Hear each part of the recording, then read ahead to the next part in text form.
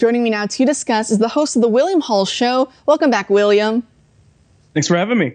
Great. So we're seeing protesters in front of the courthouse in Minneapolis fully admitting that their pressure campaign worked because they say Chauvin would never have been convicted otherwise. So in total, do you think Chauvin got a fair trial after everything we've seen? Well, no, he didn't at all. And what we have to look at is all the pressures, like you said, that have been involved in this entire situation. Is it really a fair trial when the jury is worried about their safety of their own lives when they're making a decision here? I mean, everybody on that jury, before they even decided to even do this, had to have already had it in their mind already that they're ready to convict on all charges. I don't think that it was possible. There should have been a sequestering of the jury from the very beginning, but I'm not even sure at this point if that really would have made enough of a difference when you look at the circumstances surrounding it. The location should have been changed. There was an actual plea to have that happen, and the judge had many moments to actually sequester the jury, and he never did any of that. So really, you're looking at Maxine Waters, you're looking at Joe Biden, you're looking at Kamala Harris. Everybody, all of these things, and the media as well, are all pushing down on this jury and telling them, hey, look, we're threatening you guys. If you don't make the decision that we want you to make, we're going to riot.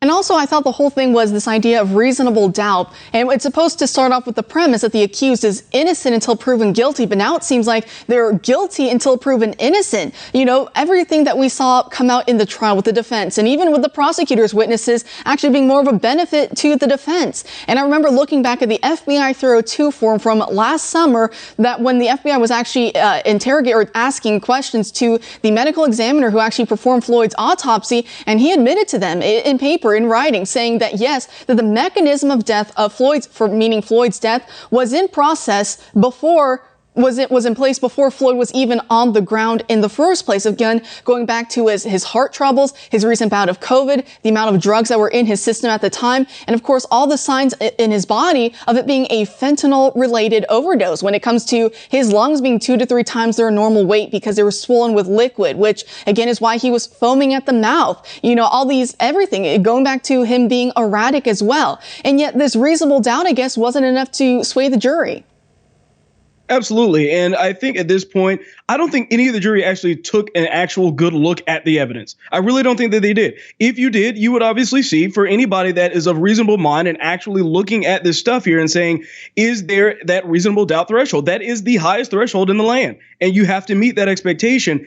And I don't think that the jury looked at any of the evidence. I think that when you look at the murder charge specifically that they actually were applying to this, there was no way that they could possibly have made an educated decision on this and actually really have considered the defense credible at all. They don't seem to have had it in their understanding at all that it is up to the prosecution to really prove that case. And really, they're just thinking, hey, he's guilty automatically. That's what's in their minds. And then they're waiting for the defense to basically say otherwise.